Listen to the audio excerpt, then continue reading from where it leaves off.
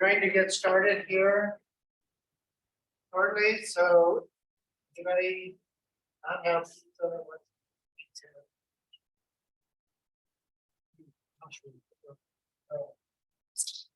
okay. You all know the rules that Frank has set up for the evening when we have a speaker. All right, please accommodate or live by those rules. And then also, Saturday or no, Thursday at 3:30 to 4, there will be networking at the Sunstone Innovation Challenge. And meet and talk to judges and other are there, like Travis. And we'll have an opportunity to have food and drinks. 4 o'clock, welcome comments. 4:15 to 15:10. Track 1 will be 4:15 to 5:15. Track 2, 5:15 to 6:15. And then between 6:15 and 6:45, judges will deliberate, we'll have more food, more interaction, more panel. And then we will have the awards ceremony at 6:45, and the awards with check and pictures and all of that, joy and tears.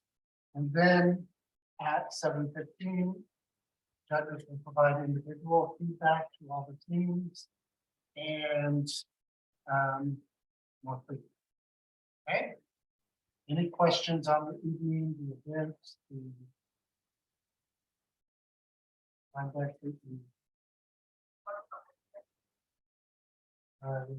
there will be an order. We will have 4 teams, 15 minutes each, 8 minutes, and then 7 minutes. 4 teams, that probably takes 1 hour for each. And the order is randomly determined, but will be announced prior, which is slow. And you know whether you're first, you get there by 3:30. Right, and there will be a random selection. If you have to be number 3 because the judges will still be alert. Number 4 and etc. There is no strategy that is afforded. Okay. It's not the number 3 place, right? You're going to make a great impression. The judges can pay attention to them. That's why we have 2 sections. One for the first hour. All right. Any other questions? Okay. So this evening, we are pleased to have Travis Taylor here.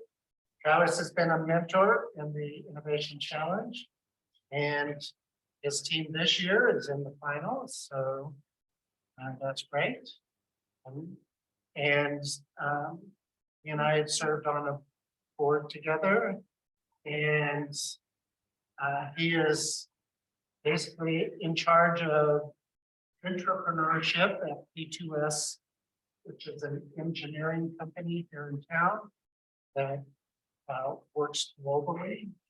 And I'll let Travis say a little bit more about his background, but he's going to talk about what they do for their entrepreneurship practice. Okay,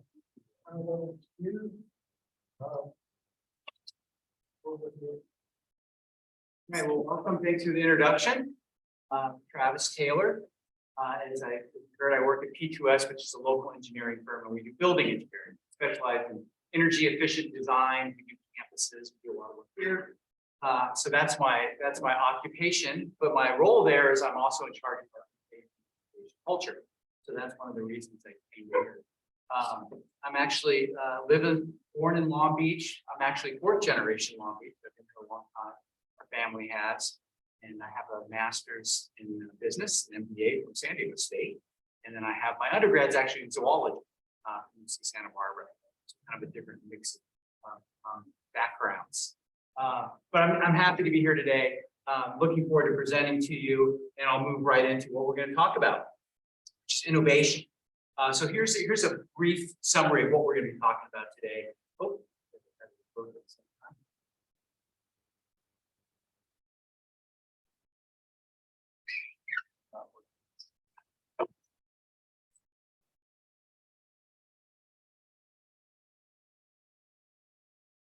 Advance.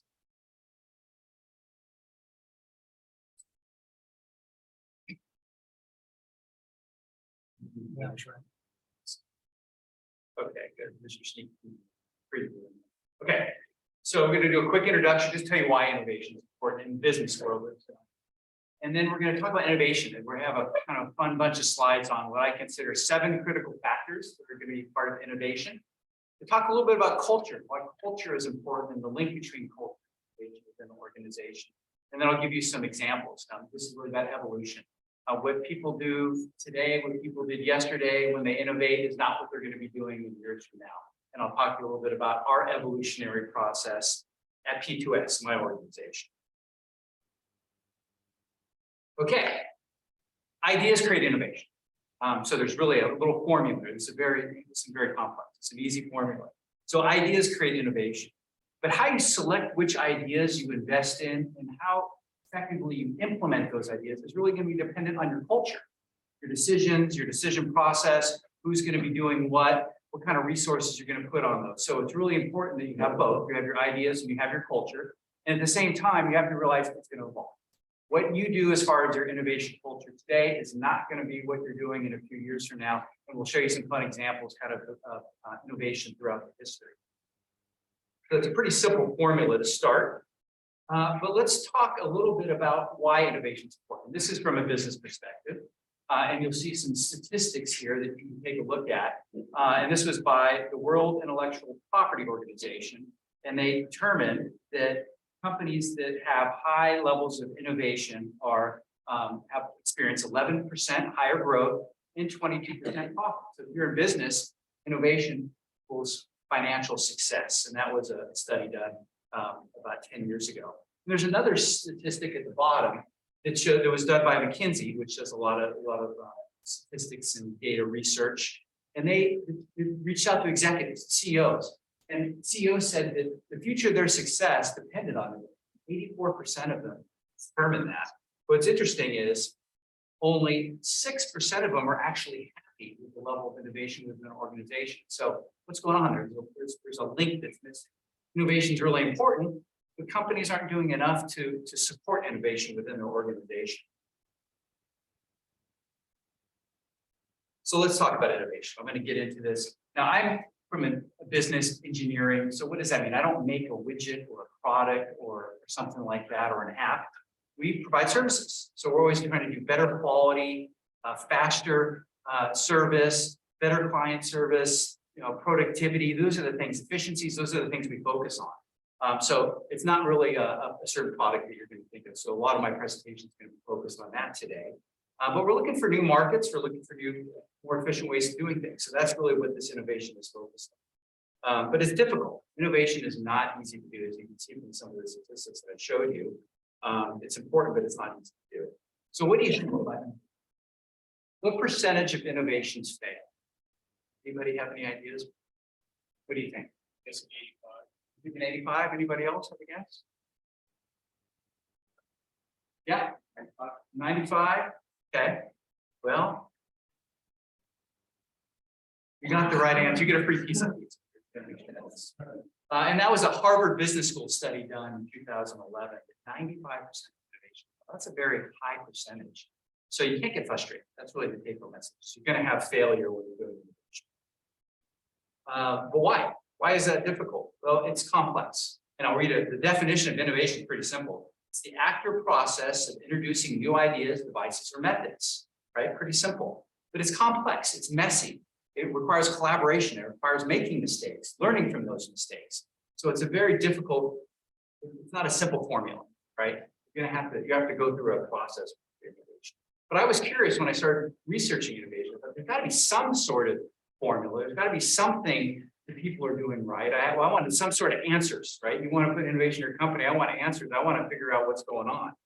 So I did some research, and this is some of the books. I think I showed something about a year ago when I did this, but I've built, it's building, bookshelf is building out with more books. And there's a lot of great materials. In fact, I read that there's actually 100 books published a month just on innovation and creativity. That's a lot. So never going to be able to read them all, but there's a lot of good ones out there. So, you know, I've read, you know, kind of articles, TED Talks, there's so much good information. So I can't go through all this here, but the good news, I started really thinking about all the things I learned. I distilled it down, and there's really some common themes throughout all these books. So instead of reading all these, I'm going to kind of share some of the key take-home messages from these. Okay, each of these have models too. They have models and they have ideas on how to do things. And I'm not going to go through these. I'm just giving you kind of example of some of the things they show. In the top of the models, the top three talk about, they define different types. Define innovation as incremental, as transformational, as breakthrough, all sorts of different ways to define innovation. The second one talks about process, innovation process. There's all sorts of models on how innovation works as a process. I went over that in a presentation about a year ago. I won't go into that a lot now, but again, there's some consensus. So let's think about it. Let me present what that is. First of all, there's some myths. Before I present what innovation is, a lot of people think they know what innovation is, but there's also some myths about what it really is. The first one is there's very few eureka moments. Eureka, I found it. There's very few of those. They're very, very rare. And people don't typically stumble upon it. You might see that in the movie. The next one is mad scientists. Creativity is rarely the result of a mad scientist or one individual expert or a genius. And even though we have patent law that defines innovation to one individual, typically, that's kind of a misnomer. It's really not somebody who's in a lab who's coming up with great ideas. It's really more of something else that I'll show you in a second. And lastly, it's not lucky. Innovators are rarely lucky. And there's a great Ernest Hemingway quote that kind of relates to this: is you make your own luck, really. And I think that kind of relates to that as it does big support. So in summary, you don't have to be a mad scientist. You don't have to be lucky to have great innovations. But what is great? How is innovation done? And this is a graphic that really defines that a little bit better.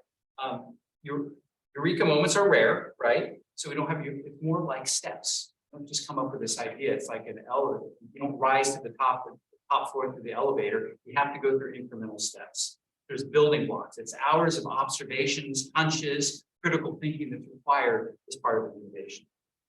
The next piece that's really showed on this graphic is collaboration. It's not one mad scientist. It's typically bunches or groups of people that come together and collaborate to create innovations. Historically, teamwork has shown that that's the best way to come up with innovations. Really think about even the simple ones like Steve Jobs. He had Wozniak. You know, they got together and they're thinking together. Disparate thinking kind of came together. Some great inventions. And the last one, hard work. Thomas Edison said, genius is 1% inspiration and 99% perspiration. You're not lucky. It does take some effort. And we'll talk about that too. So it's perseverance, initiation. Those are some of the key aspects that are required in innovation. Courage, grit. That's all part of this hard work and perseverance. So basically all the books that I showed you, that kind of sums it up. Really, it's about incremental steps. It's about people coming together. It's about hard work and not giving up. So what I want to do now is present to you kind of all the books and all the research that we do and have done at my office and my organizations. Yeah, I came up with 7 ideas that I thought were really important, 7 factors that were really important for innovative thought. And as I walk you through these 7 factors, I'm going to use either a historical figure or a company to try to provide an example of what that innovative factor is, what that behavior is. So as I go through these, see if you can guess who the person is that I show you on the screen first. And then from that person, we'll relate that to the factor. So first one, who's this? Da Vinci, I heard it, very good. So Leonardo da Vinci, he had a really unquenchable thirst of curiosity. And he said that learning never exhausts the mind. thought that was good. He was always curious. He was always looking into things. And, you might know him from some of the things, shown here, like, he was a great painter, obviously the Mona Lisa. He was also a city planner. He developed military devices. He was flying contraptions way before there was even a consideration of flying helicopters, planes. And this was in the 1400s. This was years ago. He had a little curiosity and creative thought. So it's really important, he asked difficult questions. And when you do that, you're curious. And that's an essential piece. If you want to be a great innovator, you need to be curious. What we do at our company, we encourage innovators. We really have people go out to conferences. We have people that ask do a lot of questions. We try to hire curious people. Hiring people, we really try to tease out, are they really a curious type person? And I read. Reading is great for the curious. So make sure that whether it's articles, blogs, especially books, there's a lot of compact knowledge in books that will help you be Da Vinci in reading. Okay, ready for the next one. Who's this? Edison. Okay, I've heard of this. Thomas Edison. And the example I'm using here, the factor is making mistakes. And he had a great quote that really made. He goes, "I have not failed. I just found 10,000 ways it didn't work." I kind of like the way he said that because it's not like he considered failures. He had over 1,000 unsuccessful attempts at the light bulb. But he also had 1,093 patents. So he made a lot of mistakes, but he made a lot of patents too. So yes, he did the light bulb and the phonograph and motion picture camera. He did a lot of inventions, but he had a lot of things that really didn't work, that were kind of crazy. He had talking dolls and electric pens and concrete failures. And it's funny, one of this is an electric boat recorder, so it's kind of funny to use right now, but he had all sorts of things that didn't work out as well. And he used to have this Bright Ideas notebook. He had people who read it, it's thousands of pages of just ideas, right? Some of them worked, some of them didn't work, but he was really good about making mistakes, putting them behind him, learning from the mistakes and moving on. I think that's really important for innovators. At our company, we really try to promote effort over actual results. So if you're really trying, even though you're making mistakes, the effort's going to turn out to something fun, and we're investing in that. Okay, let's go to number 3. This might be a little trickier. Darwin. I heard Darwin. Good. Yeah, Charles Darwin. And I called this one hunches. Right. This was an interesting one. He was great at, again, he had a notebook too, and he would document all these hunches, years of hunches. And really what he did is over time, he wrote this book called Origin of Species. But how he did that is he had 2 really different hunches. He had a hunch on natural selection and he had a hunch on genetics. And he combined them together for the theory of evolution. But it took time. He had years and years of hunches on both. Combining hunches can be a really powerful tool in creating innovation. So it's really important. Don't give up on something. I read a book recently on Einstein, and he had this hunch on the theory of relativity. And he kept trying to think through it, but he had a friend, and the friend's name was Marcel Grossman, who had a theory on tensor analysis and covariance. And 2 separate hunches came together, and it created this incredible thing that he's known for, which is the theory of relativity. Don't ask me to talk more about what that is, but it was something that had a real big impact. So we try to do that a lot. Put hunches together, really try to bring people together with ideas, and I think that's really important, is bringing them together. Okay, who's the next one? Franklin. Yes, Benjamin Franklin. And I have this one down as persistence. And he was quoted as saying, "It's energy and persistence conquers all things." And I think that's really important, is that he was really good at not giving up on things. So most of his inventions came later in his life. He was a printer, and then halfway through his life, he started being a politician, he started being an inventor, and he was really good at not giving up on things and then coming back to them later on. So he's very persistent with what he did. So he invested his time and his resources throughout his life. He didn't give up. And what other things? Electricity, bifocals, stoves, all sorts of different things. I love how he would try different things, even though it wasn't maybe something that was in his past in printing.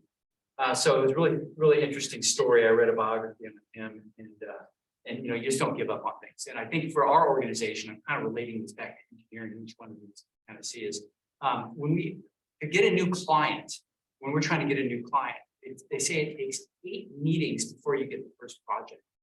For some people, that seems outrageous, right? 8 meetings. If you go into a client meeting and you try to pitch a project, you try to get some work. But think about it, what you're doing. If you have something that you're pitching, some sort of innovation, it can take 8 meetings before you actually get that project. So don't give up. Persistence is really good. Who is this? New Jobs, yes. And he obviously has, we all have phones, and I see people with Apple computers, obviously a lot of great inventions from him. But he was great at adding value. That was really his key, is adding value. And he really didn't, he said creativity is just connecting things. And what he would do, he actually didn't invent much. He would take things from zero, he would take things from other colleagues, and he was a master of putting things together and creating this really valuable, marketable devices. And he said marketing is about communicating value. So he would perceive what people value is before they even knew it was value. They didn't know they needed an iPhone, and they didn't know they needed an iTouch or whatever before he created it. And once he created it, he communicated that value. Once he communicated that value, obviously very successful in transformational inventions that most of us are using, many people. So let's keep going. We got 5, we got 6 and 7 left. So what organization is this? Do you think it is? Hey, Google. So Google is has been known for its innovation. And I use this as collaboration. It's really a master at creating collaborative spaces. And they have a culture of learning and knowledge sharing. That's really what's important for them. And they try to create spaces that create chance encounters where people bump into each other. Try to create this collaborative spirit. There's also this great book of Where Do Good Ideas Come From? And he says, by Stephen Johnson, he says, chance favors the connected thought.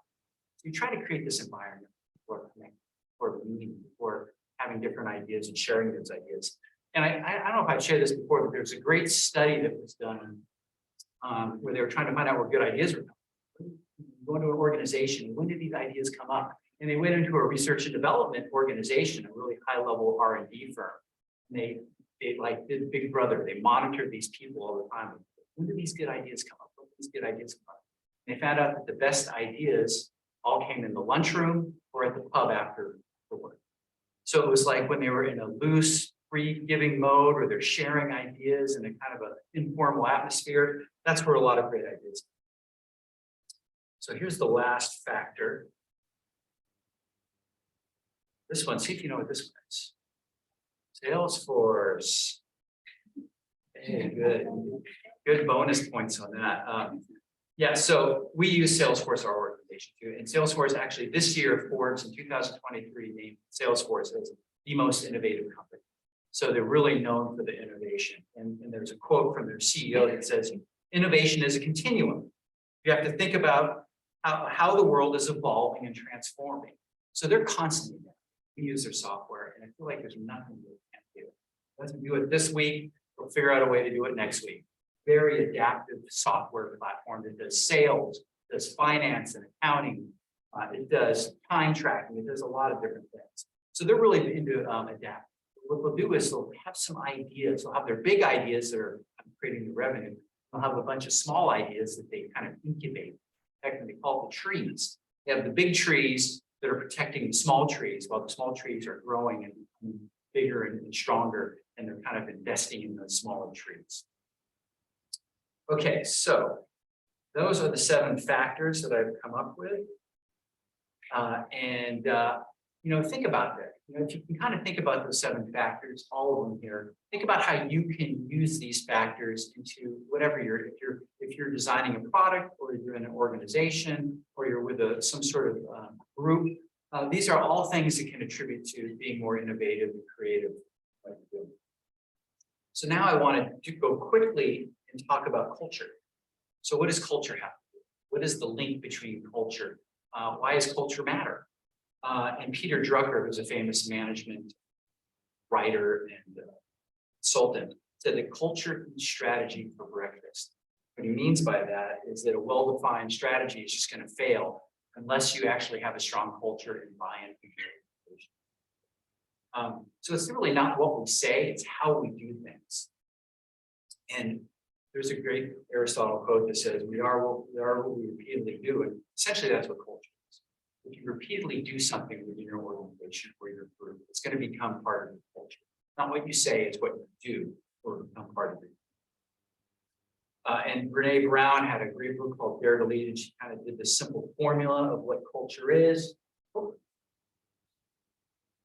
You got your values that create your culture creates your behaviors, and your behaviors create your actions. So if you want innovation, right, what behaviors is you want those 7 factors, right? You want those 7 factors I talked about. You want collaboration, you want persistence, you want curiosity, you want those are the behaviors you want. But to get those behaviors, you have to create a culture that's going to support those behaviors, and then you're going to have values to support that culture.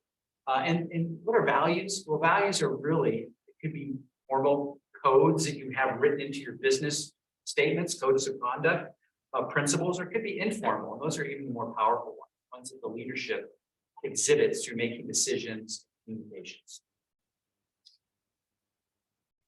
So I think I shared this last time, but this is a fun slide. So, what did chimpanzees? There's a great story that was documented in Inside magazine, where they had studied some chimpanzees, a group of chimpanzees.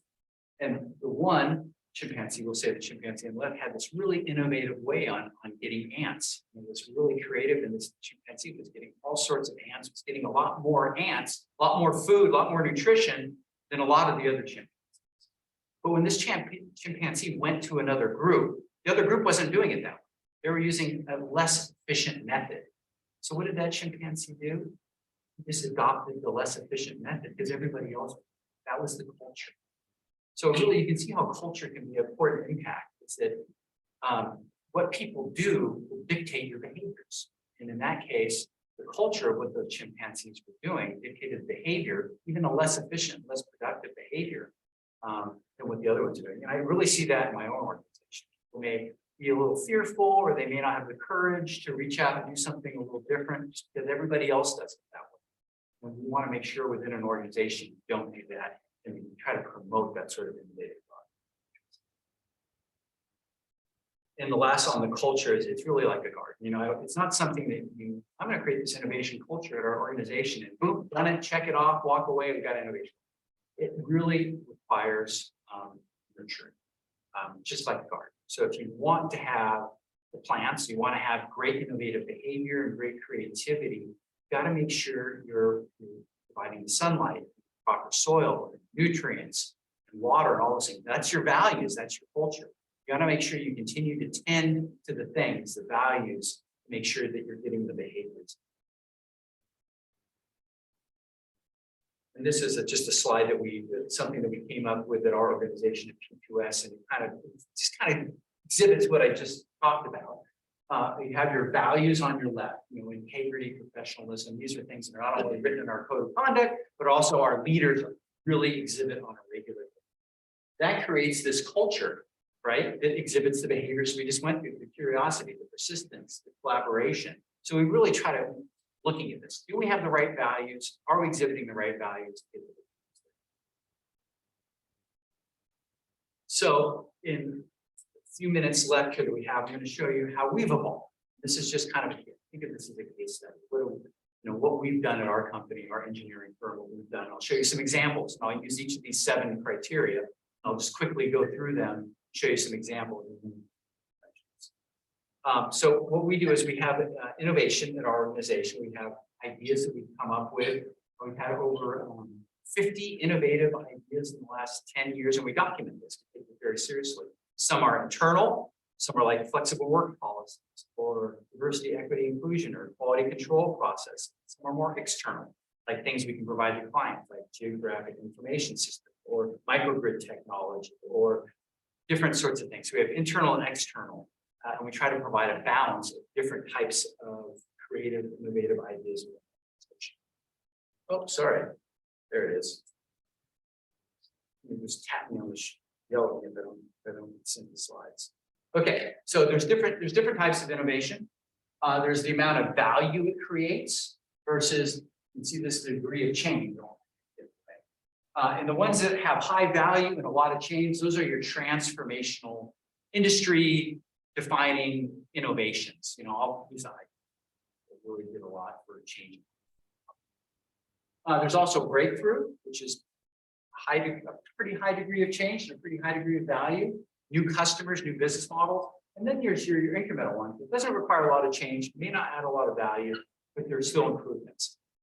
This green dot is where a lot of our, I would say, overall success happens. Because you get 5, 6, 10 of these, that can have a profound impact on your organization. Trying to hit the home run every time, it's not do it. If it comes, maybe you start with these incrementals and they build into a breakthrough, build into transformation. But we try to focus on all these. We don't always try to hit the home run. We're trying to get all these different sorts of innovations. So let's focus on a couple of these. We'll go through some of these in our organization. So for curiosity, things that we really focus on as far as values when we talk about curiosity is diversity. We want diversity of backgrounds, diversity of thought, diversity of from age, cultures. We want different types of people coming up with different types of ideas and learning. We spend a lot of investment money on sending people to conferences and training organizations, so we're getting a lot of internal outside thought. And one thing we do is we do cross-market huddles. So we have mechanical engineers, electrical engineers, plumbing engineers, fire protection engineers, and they're all kind of doing their own thing. But at times we try to bring them all together, try to kind of share ideas to make sure that we're getting this kind of cross-fertilization of thought. And there's curiosity, like, what are you doing and how are you doing this? Curiosity kind of can build and then provide these, again, hunches to make innovations throughout the organization. So the next one is make mistakes. First of all, you need to have the integrity to admit you made a mistake. It's important. I'm not trying to hide it, but you also need to have leadership that supports making mistakes. Again, you don't be rewarded. You're not punitive every time you make a mistake. You want to reward the effort. And we did a study on innovations that we were working on over the last few years. And you'll see from this graph, the ones are kind of the ones that didn't have a big impact, and the 5s are the ones that had the really big impact. We only had a few. I mean, these kind of 4s and 5s, I think were all successful. So we had 7, 8, combine those, we had 8 really successful innovations that had major impacts on our organization. And some, you can see, it doesn't have to be the most costly. It doesn't take money sometimes to create thought. But that's okay. We're okay with these 11, 12s and things, because you need to make these kinds of mistakes or have these kind of processes to make the ones that are really make it. Okay, hunches.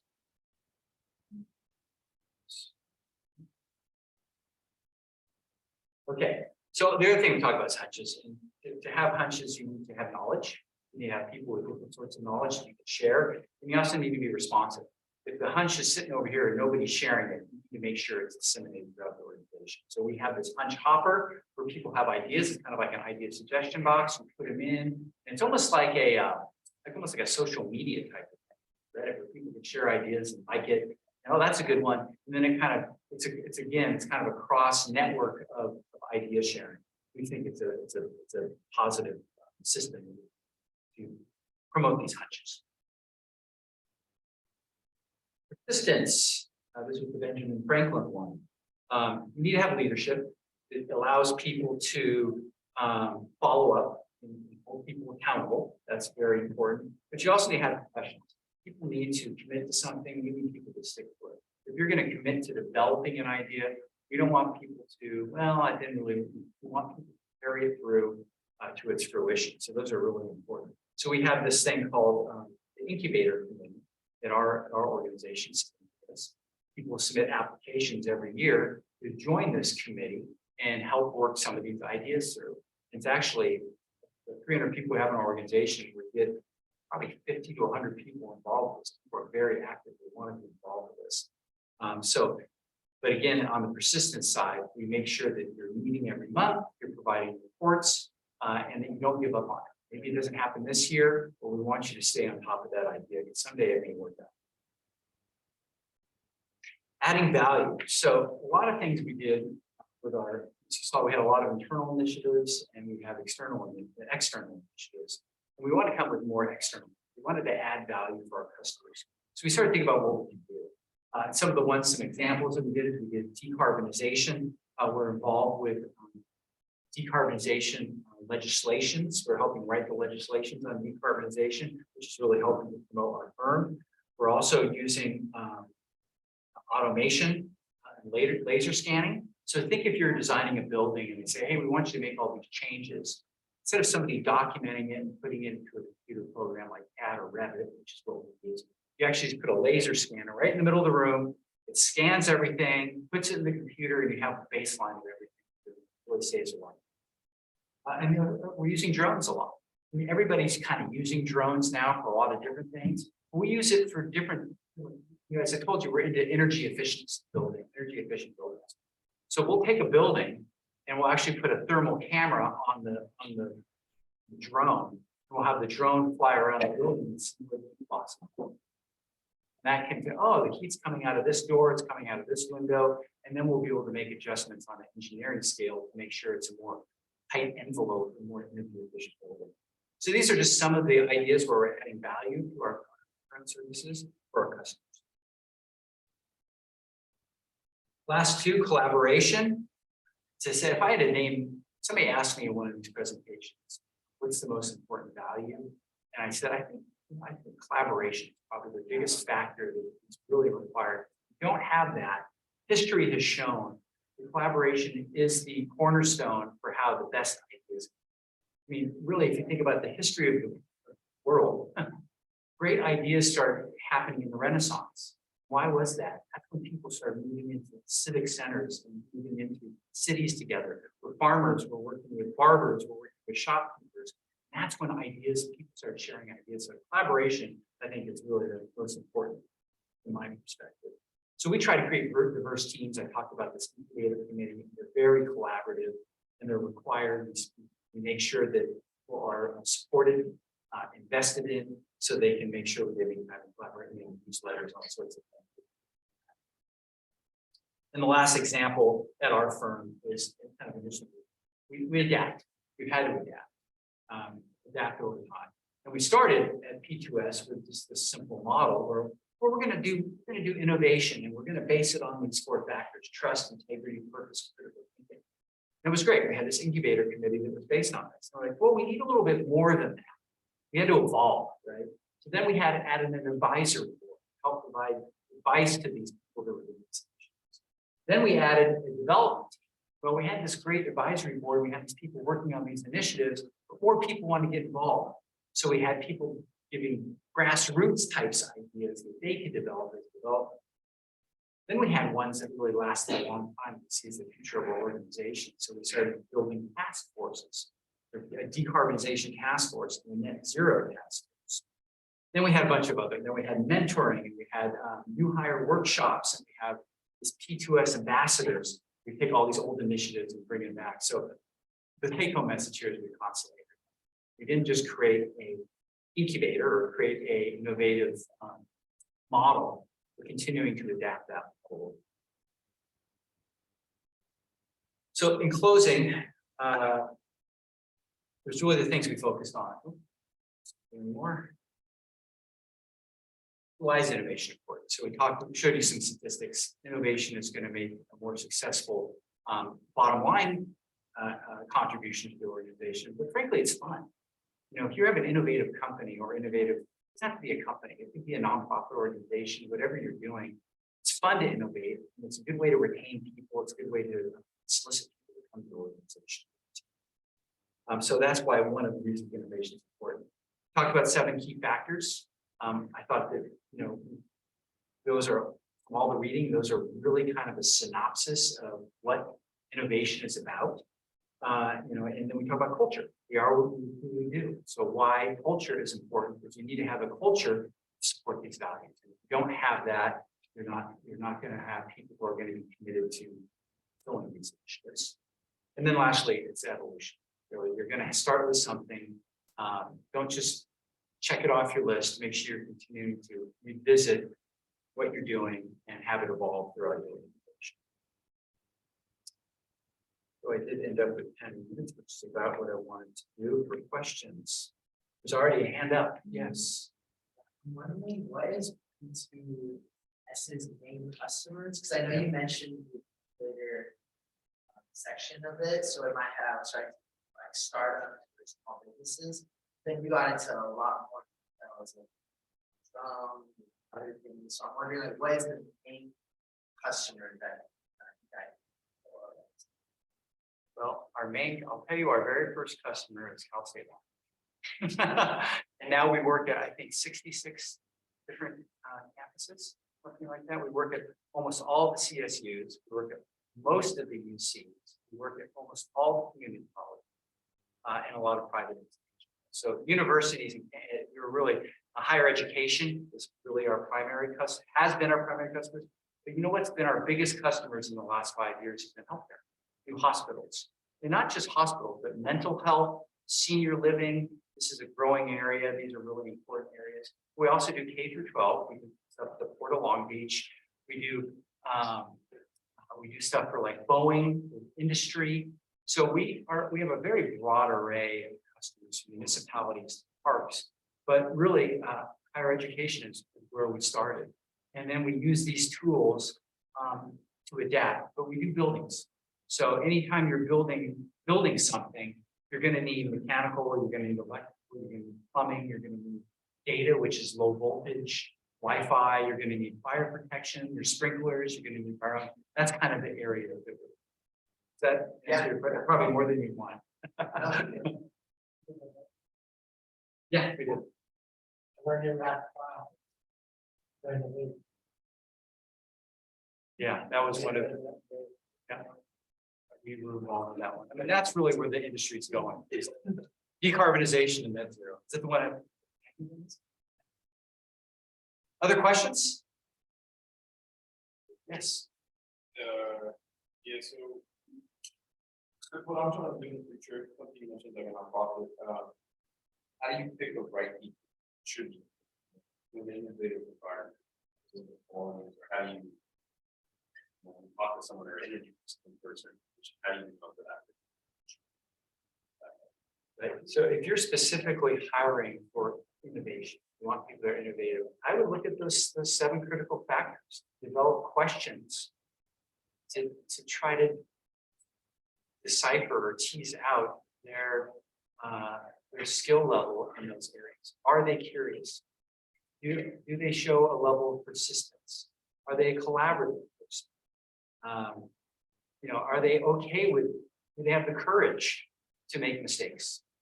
So, I would, and I do this actually, I do this, I look at those, I have questions that I develop, try to understand those individuals' comfort with those 7 factors. So I would suggest thinking about that. And then you can kind of tailor that and modify that to match exactly what you're looking for in nonprofit. Good. Yeah. Those 7 factors, which one is the most teachable? Because I know a lot of those are qualities that I'm agreeing with you guys. See yourself teaching. Yeah. Like, oh yeah. Let me go back. I'll take a look together. I have a slide here. Yeah. Well, first of all, they're all teachable.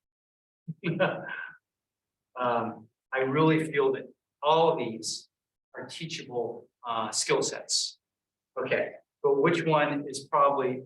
You said which one is the easiest, or do you find yourself, or how about like most people have a hole and fill that hole? Like which one? You know what? They're all hard.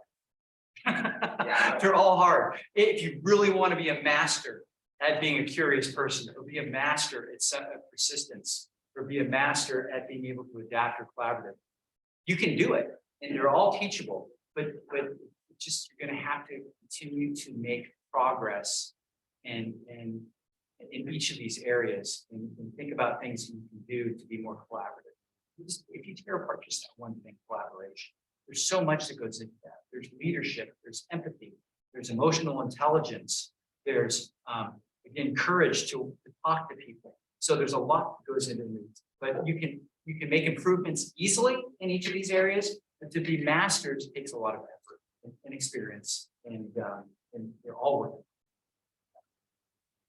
Which one do you think is it gravitates to you the most as far as like one that would be important? I think Add value. Yeah. I think hunches might be, it's, Yeah. Might be right on that, because hunches, you can, that's something specific you can do to just start documenting hunches, notebook or some sort of log. I would think with engineers, the hardest would be to have them think they could make a mistake. That's not their DNA. It's this feeling that a mistake is a failure. And it's, if you think of a mistake as just a step in direction of a process rather than a failure, it's a mindset. Total mind, but you're totally right. It is a change of a mindset. Other questions? Yeah, in the back. I know with the time, trouble is big, sometimes mindset.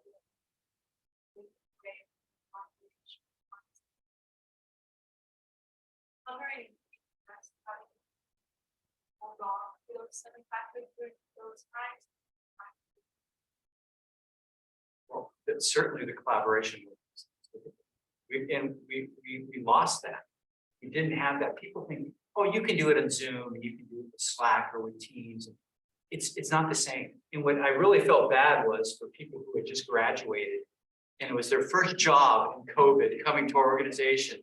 Like, and you don't have that daily interaction of looking at mentors, how mentors can be a huge part in helping you with all these things, teaching you how to be more curious, teaching you how to be persistent, teaching you how to add value.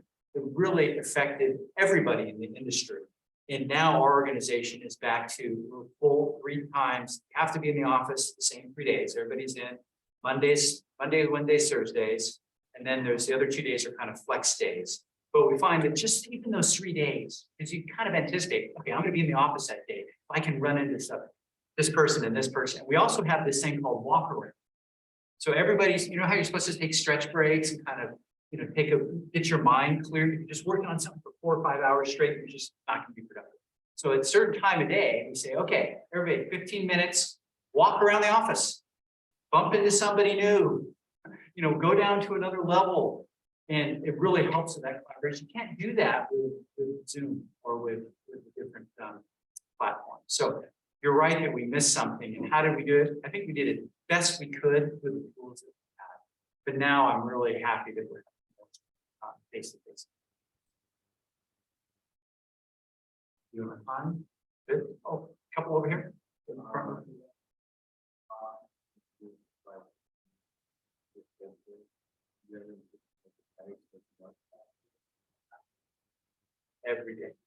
Every day we need to think of something we can do. The big thing we're looking at now is wellness.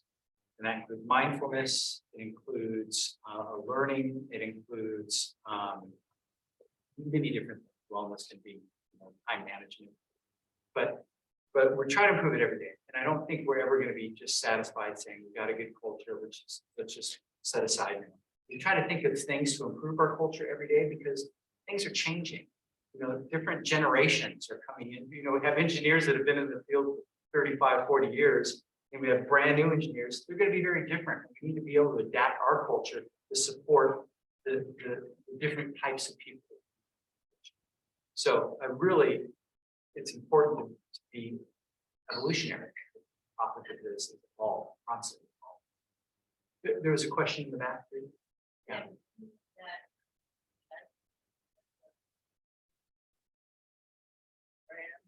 Yeah. You know, okay, so before it's interesting because P2S is a 300 person. Before that, I worked for a company called AECOM, which is the largest engineering firm in the world, which had over 150,000 people. So I was in a whole different thing. And before that, I worked for a little company, just kind of a husband and his wife. And that was a small thing. And that felt very entrepreneurial because it was just a small group of people, and it started with like 4 of us. And that felt very much like, but I was glad I started with that entrepreneurial company because it let me do everything. Instead of just being in a big company where you're doing one thing, with this little company, I was doing everything from the marketing to the accounting to the human resources to the technical work to cleaning the the kitchen. I had to do everything, but it taught me a lot about business, all the different aspects, and I like that. But doing my own thing, I think I would be hesitant because the thing I really like about companies is collaboration. I really like working with people. So I'd immediately, if I was going to do something on my own, I'd immediately have to have a team because that's my favorite part of work. How was the innovation at ACOM? Not the same. And not to say, I never want to kind of badmouth, it was just different. It's a huge organization that's driven by shareholder value. So they are driven by stock price, and whatever's happening with the stock price, that's how they're reacting. So they're not investing in innovation. It's kind of like maybe 1 or 2 people, but it wasn't in the culture. It was not part of the culture. That was a culture that was more based on getting big projects and very corporate stockholder shareholder. I think there's an optimal size of company.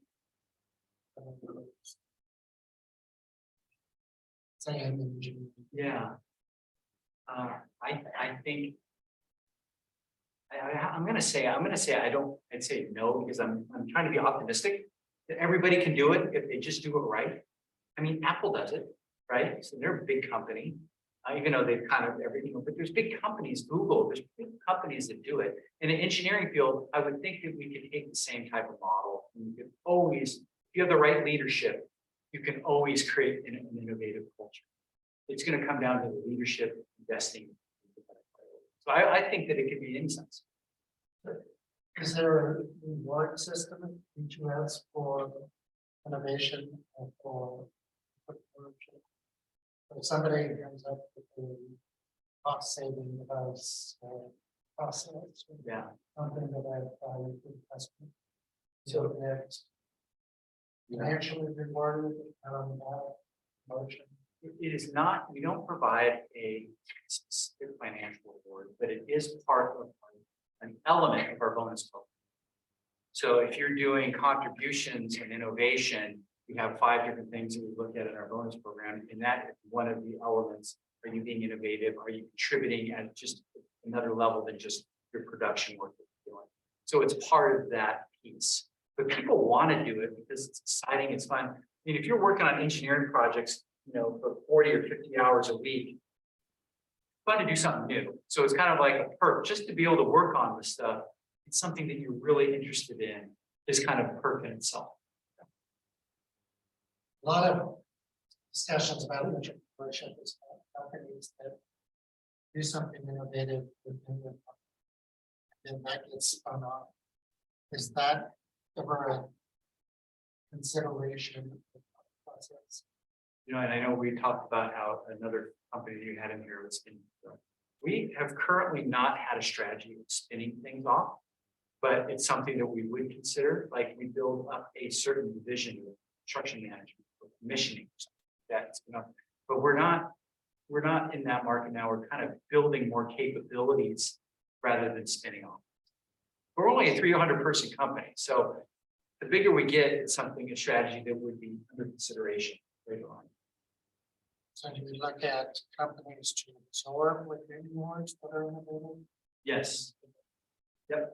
Yeah, we have. Yep, we have. Yeah, Clay was a good example. We've also purchased either purchase a company that has geographic capabilities, or you purchase a company that has specific technical capabilities. We just did that with an electrical engineering firm that had really specific capabilities in doing electrification of ports. We were a nice complement to what we were doing. Or we had a group in Seattle that we purchased that was really good at federal work. So you were adding capabilities by that.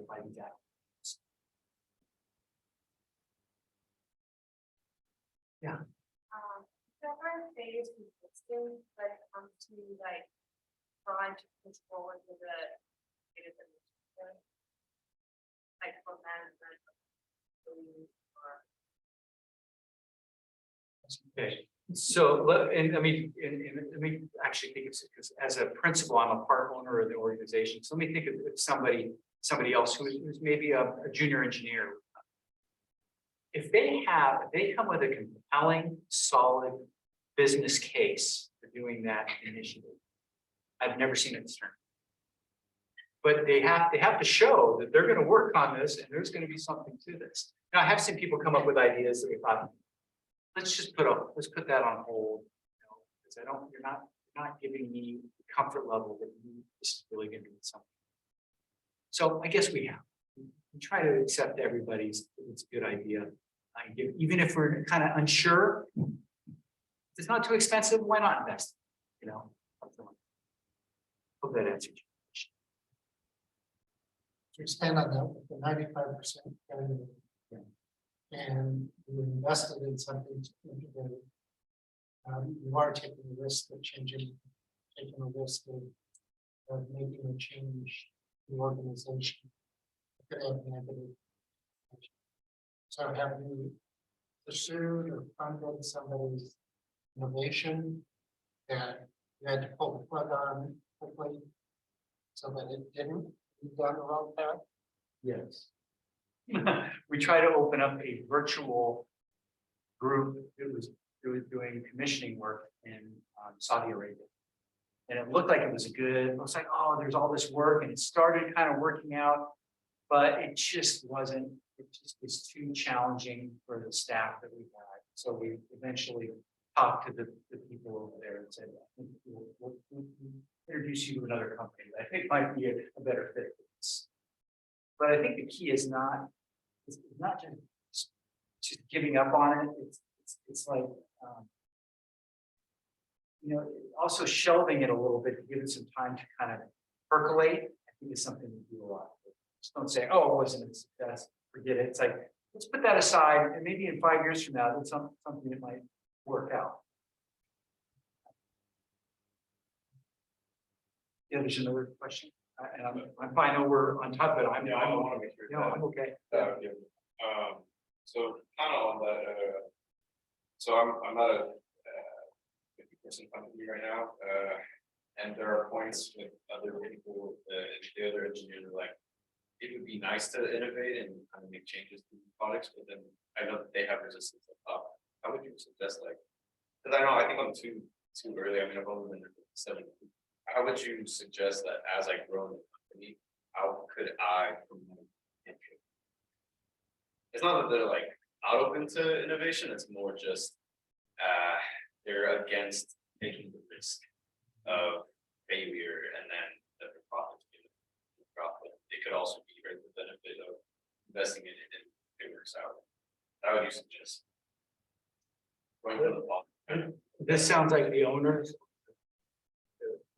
head managers up there. It sounds like innovation isn't in your culture now, right? And there's it's going to have leadership, or it sounds like it might be a little bit there, but you wanted to build more. Yeah, there's certain people that well, maybe is it because they feel like it's going to be too expensive? Is it a cost issue? From what I know, there are certain products that we make that certain people have said this could be better, but it just never happens. It's like the conversation isn't really taken. Like it's just kind of like, oh, this would be a good idea, but there's never really an initial meeting and talk about it and collaborate and okay, how do we make this better? It's always just that's an idea, and then it's X out. That's what I've seen. I can see that it would happen, but again, I feel like it's too much at the bottom to try to. Well, persistence. Don't give up. Come up with just a few ideas that maybe understand their concerns, come up with some ideas that maybe this isn't this isn't gonna cost you much. Let's try this, and not giving up. And I think one individual or a couple individuals that are persistent can build that into the culture with effort and passion and initiative, courage. Those are all the things that are going to be required to build that into the organization. But it's not easy. You have headwind, right? You're going to have to break through this headwind because you have management. You have to convince them. Once you do a few of these, it's like a snowball, you know, and then it starts building momentum. Hey, you did a couple of these things. It's really working. Hey, it really didn't affect our profitability at all. Do a few of these things well, it's gonna snowball. And even if you do a couple bad, you know, so it didn't work out, be persistent, talk to the owners, describe, hey, I learned from this mistake. Okay, I'm gonna correct it this. So think about those 7 factors, and all those things may very well relate to what you can do to drive more innovation into your. Yeah. I had a sense of really say something different in the beginning of the answer. One of the things that I learned, that you guys are all very young, right? That I learned now in my 40s. And I said this to an MBA class before. Persistence is amazing. There is a point, and I did not learn that until later in life. There is a point where moving on is the best option. So you said something earlier that I was like, I was exactly going to say something. A lot of bigger companies, so I had that conversation with the MBA grad that was working for a long time in Europe. A lot of corporations have profit first as their kind of way of work. He was trying to instill entrepreneurship in their DNA. And basically what I told him, stop trying to move on to something better for your life. And I think that's what I learned, even in personal life, right? It's like, I was so resilient and persistent, and so there is a point where you also have to learn there's a further I can go. And I think that's really hard when you're younger. But if you don't feel, again, back to the intuition, I'm really doing that too. You feel like you keep on banging your head and your leadership is not. There are a lot of bad leaders out there. I'm not going to lie. A lot of people get up in their company don't really understand how to stop. It's a shame, but there is a point where you also have to think. There are a lot of amazing leaders, companies out there, and like, you know, like you, I mean, right? And it's like, at some point you have to also learn it's time to move on to the next chapter. And we're all afraid of change. I think that's another component of no resistance is people naturally don't like change. But if you can embrace change in entrepreneurship, it's really important to be okay with change. So I think there's also a point where you got to think, am I at the right place at the right time? Because I can guarantee you from a personal experience, when you're in the right place with the right people, you feel so different about yourself. And I hope you all get back to that point, because that's amazing when you get to that point in your life. So think about that. Sorry, I'm like so. Well, that really built nicely. Yeah, I think your presentation was very inspirational because talks about a lot of things that you don't learn traditionally, and I think in the end that's really what the success factors are in life, or kind of these more things you're showing here on the board, like this softer skill than just knowing how to code or doing stuff. One thing in an organization that helps you understand that you're in the right. Are you able to find a champion for your idea? So 2 things I would say is if you can convince somebody you've got a good idea, build that champion. Second thing is you may convince them at coffee breaks, at the bar, whatever. So think about the more informal channels of communication within the organization to build that network that is going to find that champion.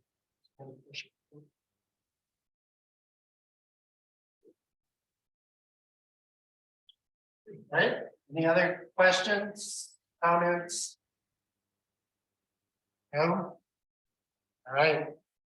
Well, thank you, Travis.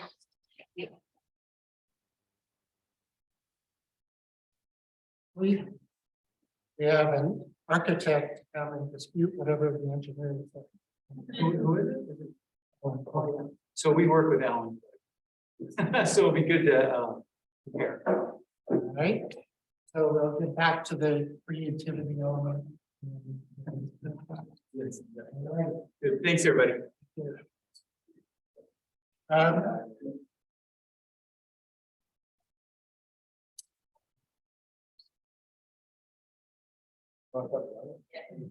Okay, Yeah, Alan, he works with Studio 11.